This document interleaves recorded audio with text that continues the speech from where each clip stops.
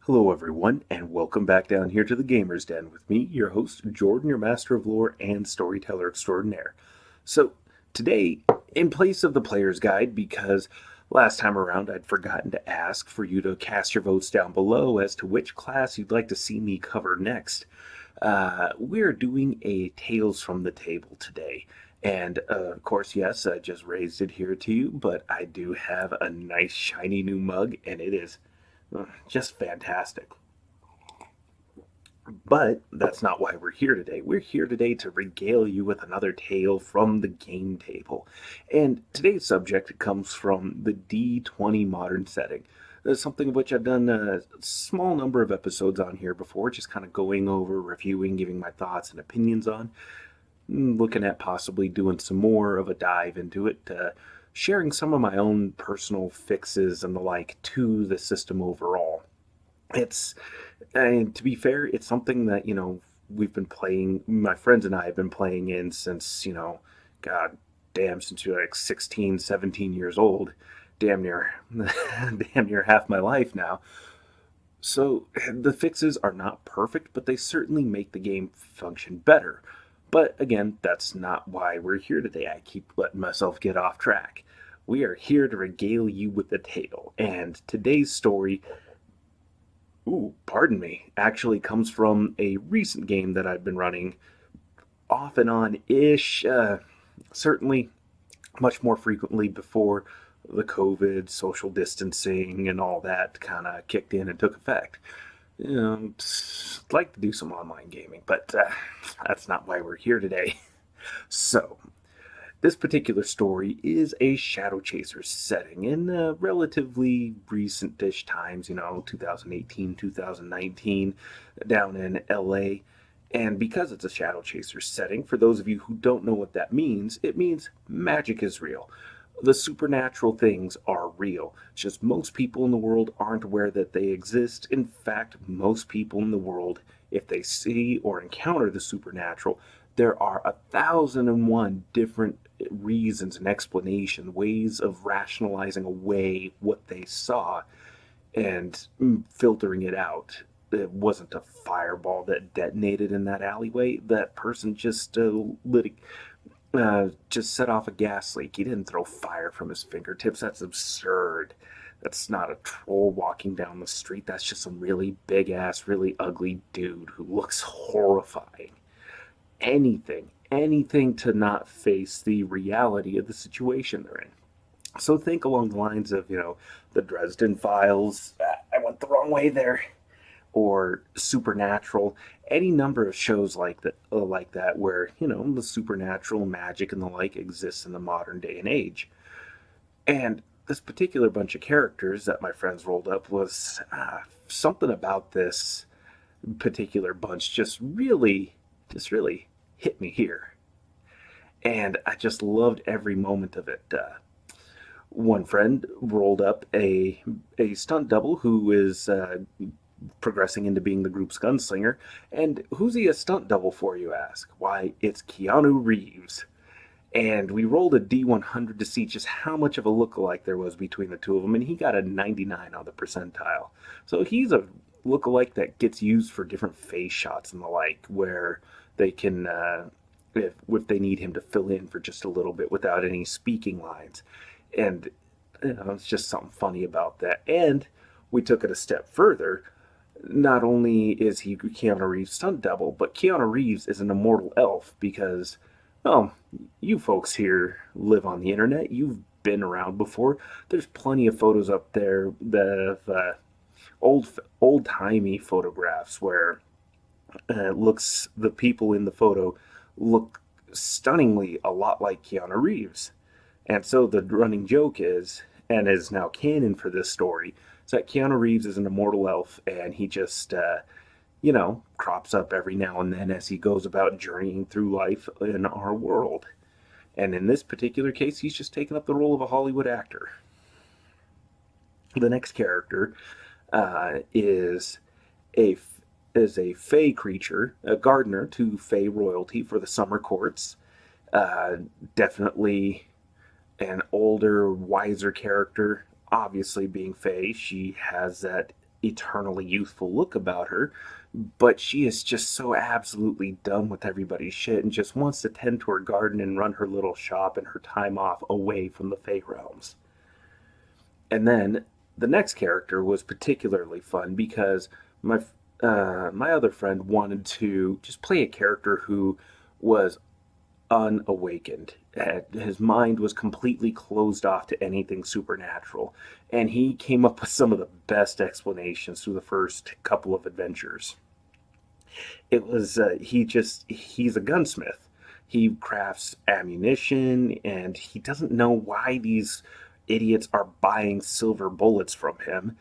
I mean, they don't shoot very well. They don't go very far. They can foul up the guns because silver's not a material. The guns are not designed around shooting silver projectiles. Uh, the material just doesn't function well in its ballistic performance. So, but these people are paying top dollar for his wares and services. So, you know what? These weird esoteric enthusiasts, they are going to do what they're going to do. That's fine. They're going to pay him well for his work, though, and he has made money. The fourth character was, well, I can't really spill too much about him because a few of my friends are subscribed to my channel. Thank you for that. And there's, he's human, and he's looking for his father figure slash boss who went missing a couple of months ago. He has been in a research facility basically studying and poring over old texts and scrolls, myths, and legends. They've been connecting strange dots all over the place.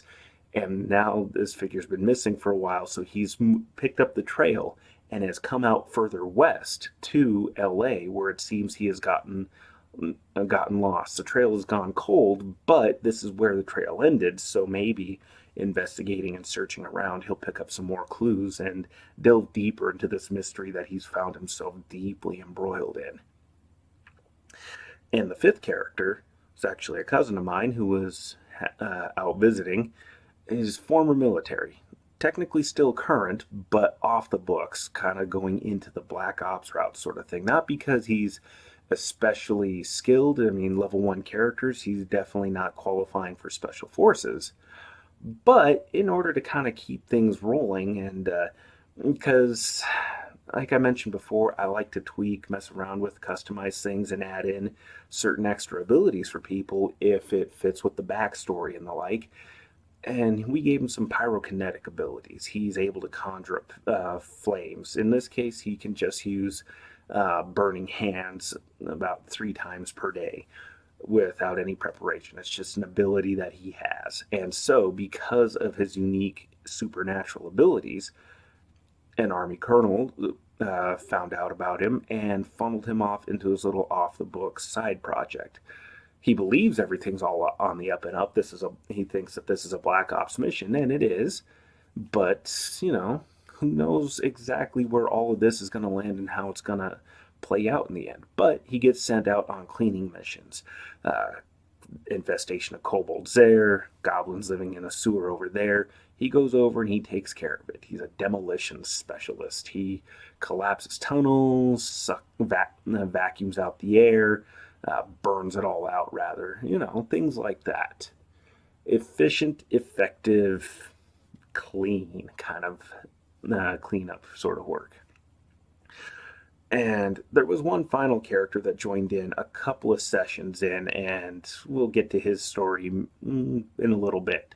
But the first adventure I threw them on is one that I mostly just pieced together from memory based off of a standard adventure that came in the Dark Matter book for the D20 game series put out by Wizards of the Coast. They're all gathered at a gas station. They all gathered at this particular gas station because unseasonable weather has blown through. It's just deep, massive snowfall dropping down, inches by inches, rapidly accumulating. And the thing that makes this particularly odd is that this is Southern California in August. How the hell is there snow pouring down? But it's a freak weather system, and because of its sudden onset, people are getting off the roads, or parking and just trying to wait things out until the plows can start clearing the roads, which is going to take some time because nobody expected this to happen. So the players were fortunate enough to make it to a gas station. They're huddled up with about 10, 12 other people, including workers at the gas station. And everybody has some time to mill about. Turns out one of the workers there, she is a massive Keanu Reeves fan and will not uh, leave player one alone. And unfortunately, I cannot recall any names right off the top of my head. That's one thing I'm absolutely terrible with, is people's names, whether they're... Anyways, so the stunt double is getting harassed, and he makes it clear he's not Keanu Reeves. He just happens to work with him on occasion. This is enough to drive away most of the people, but the obsessed fan just kind of sticks to him for a while. Everybody else is gathering around, getting coffee, something to eat. Certainly, the manager for the gas station is like, "Oh, great. We got people stuck in here with us. This is a chance for us to rake in a couple extra bucks, make the books look a little bit better. Fantastic." He is just eating this whole thing up. And after about a solid 10 minutes or so, there's a scream from the back. One of the workers has gone around to to a storage room, and there's a dead body in there, and it's a dead body that's splayed out in a circle. And everybody's just horrified. This awful murder just took place. But how did this happen? It all looks so fresh and so recent. Well, the Fae Gardener pulls up her cell phone, taps a few buttons on it, and a little sprite pops up. And not a sprite as in the digital sense. Well, in this case it's digital, but it's actually a fairy that travels and lives in the different radio waves and electronic signals and the like. And she has it investigate, and she takes a photo of the murder scene, and the the little sprite does its own investigating and goes, "Oh, uh, can you run? This isn't a good thing. This is not a good place to be." And she goes, "Not really. There's a lot of snow pouring down." That makes sense. That makes sense, because this is a ritual circle here. This was a sacrifice made to pull up something really bad. The starving heart of winter, a spirit from the starving hearts of winter. Um, is you sure you can't run? Well, I mean, there's a bunch of people here. Ah, perfect. Uh, Cut a few Achilles tendons and then book it. That'll slow it down. That'll slow it down enough. Well, while she's doing this, one of the other players notices. The Black Ops guy notices, and he's like, "What in the hell?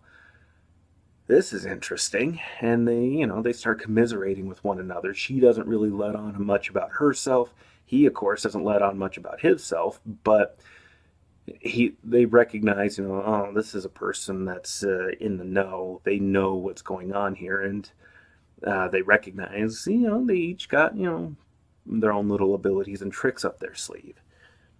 And the investigation progresses, and they learn that, this had to have been summoned, and this is what's causing the freak snowstorm right now. Problem is, who's the summoner? Where's the monster? Well, some people panic, and because they can't stand the idea of being stuck with the murderer, so they decide that they're going to brave the snows, take their best chances out on the road. And they run outside, and for most everybody, with this roaring blizzard just blasting snow through the parking lot, most people can't see that far out there. You can see the vehicles because they're large enough, but the snow is quickly making that a difficult prospect. And as these people run out there, most everybody, especially those who are closed off from perceiving the supernatural, they just see the snow pick up a little bit and the wind swirl around these people, and then they collapse into the snow. And it goes whoo, whoo, whoo, 3 times, one right after another. And in about the span of 5 seconds, 3 people are dead in the snow, quickly being buried underneath the oncoming drifts. And so they realize, we can't run. This thing eats fast. This thing is terrifying. And they learn that it has 2 specific weaknesses: to fire and to silver. Although Oh, although in this case I changed it up a little bit, they need to weaken it with fire first. Silver helps, but fire will help shred away some of its damage reduction that it has. Silver will also help overcome that, but because they have no way of combining fire and silver at the same time, they've got to hit it with the one and then get it with the other after they weaken it a little bit. Made it I guess a little bit video gamey in that kind of respect, but it would make combat interesting when it came up. But for some of the party, their goal was to try to keep people alive. Well, a few of them. A couple were very much considering the idea of using some of these people, some of these survivors as bait. And, well, they just kind of decided to shelve that idea. Let's shelve that idea for now because we can't exactly be fighting with everyone, and besides, we don't know who the summoner was. And the stunt double actually starts taking stock of the rest of the people because none of the other players decided let's actually take a look at the people. They were more concerned about the horrible monster that could come blowing in through the doors if it really decided it was gonna. And he investigates and he looks around and he sees, most of the people, the staff, the workers, they're, they're in their uniforms, but it's a t-shirt. It's Southern California. They want to stay, comfortable, cool, and the same for most of the other customers that had piled into here. One guy sticks out because he's wearing a long sleeve shirt, and he's pulling a winter coat out, and he's buttoning himself up, and he goes, "Huh? Why do you have a coat?" And the guy says, "Well, I like to be prepared." "Yeah, but why would you think to be prepared? Why would you be prepared for this in California? In the middle of August, no less." And, tried to roll the bluff check, and really I couldn't come up with a good reason why. And the bluff check, even if I could come up with a good reason, I rolled a 5. It was a 5 total.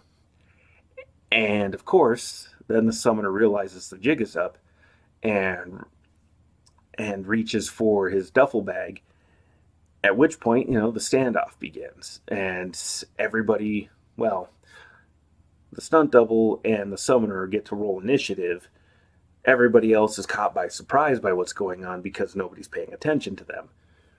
And so the player running the stunt double goes, "All right, yeah, I've got dex. I took improved initiative. That's a +8. I'm gonna rock this." Bam, 1. The summoner, bam, 20. Crits on his initiative.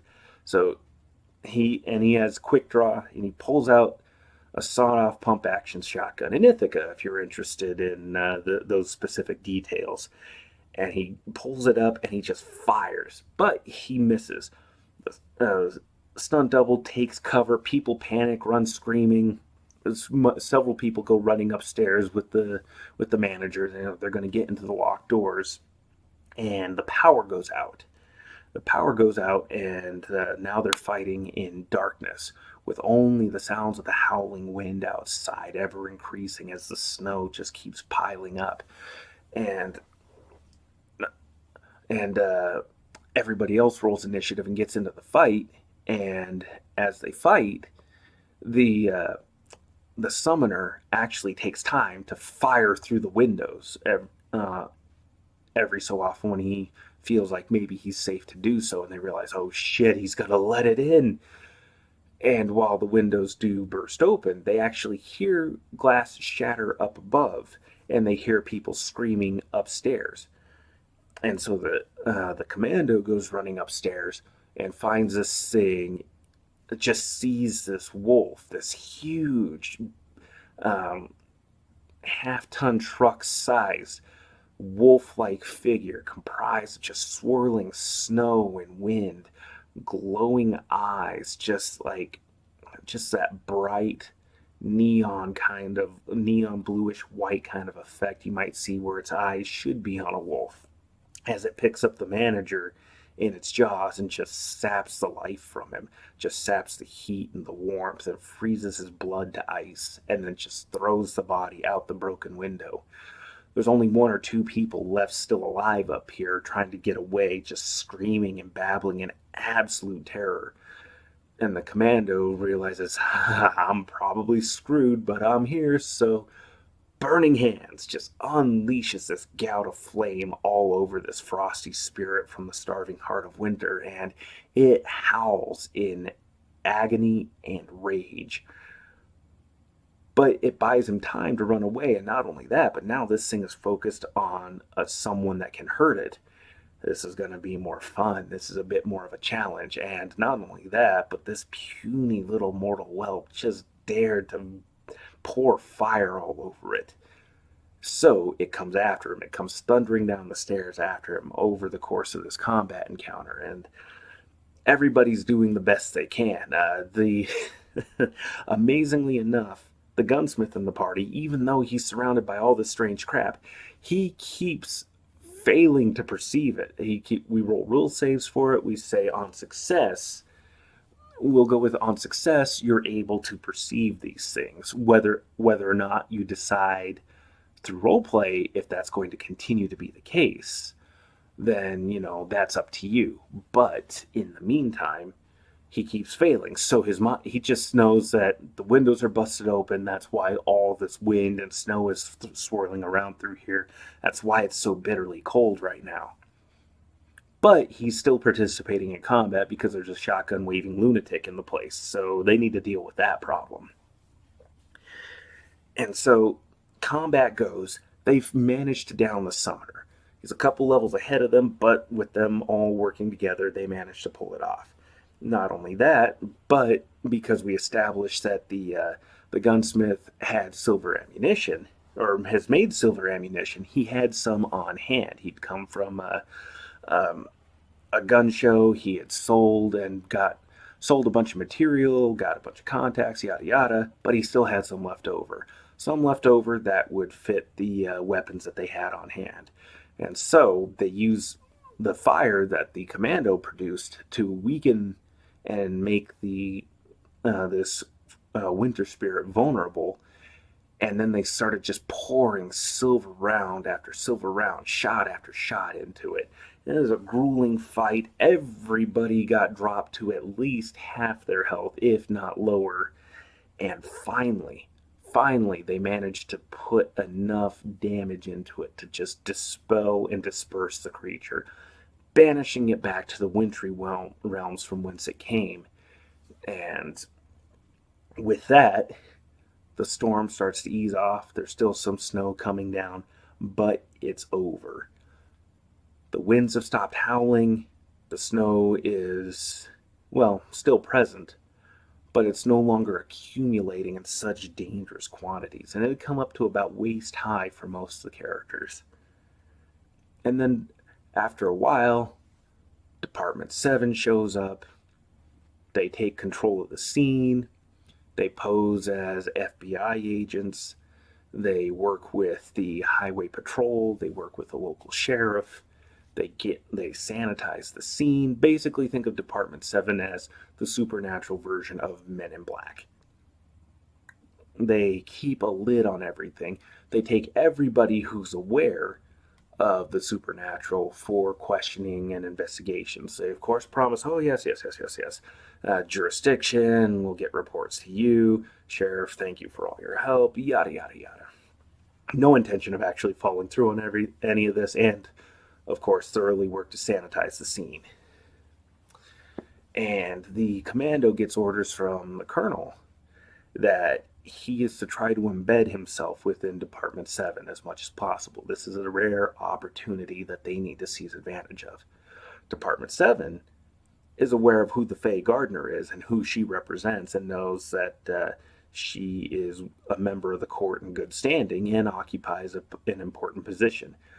Maybe one that's as much symbolic as it is important, but still a member of the royal courts in good standing. So they can't really do much with her. Not with the way that things are currently set up. Definitely I took inspiration from the Jim Butcher books in that regard, but it's also just so damn fun. So, instead of detaining her, she is officially a guest, and of course, no harm will come to her. They don't exactly want to cross the Fey courts. You never want to cross the Fey courts. But they proceed on back to LA towards a safe house for further questioning because the summoner was from a group called the 13 Ravens. Normally, they were a paranormal research group, an actual coven, clan, society of different magic users and practitioners dedicated originally towards study and study on some strange and esoteric arts, rituals, spirits, and the like. And the fact that they are now turning their activities towards violence, towards putting this information to use, well, it's a terrifying prospect indeed. And they've only downed the least of their number.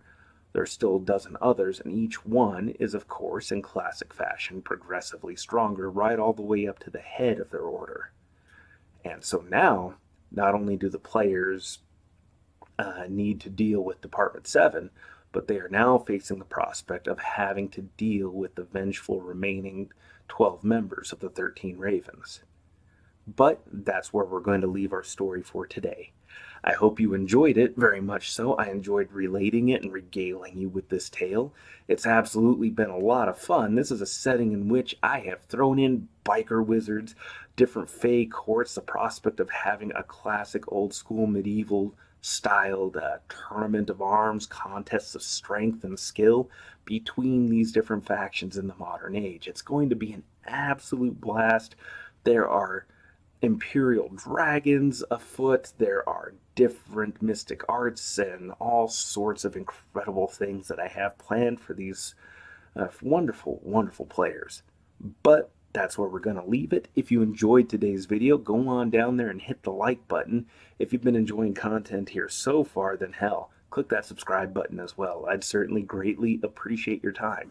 And speaking of your time, if you have a little bit more, well then there's going to be a couple other videos here. But with that said, I've been your host, Jordan, your master of lore and your storyteller extraordinaire. Thank you all so much for your time, and you folks have yourselves a good night.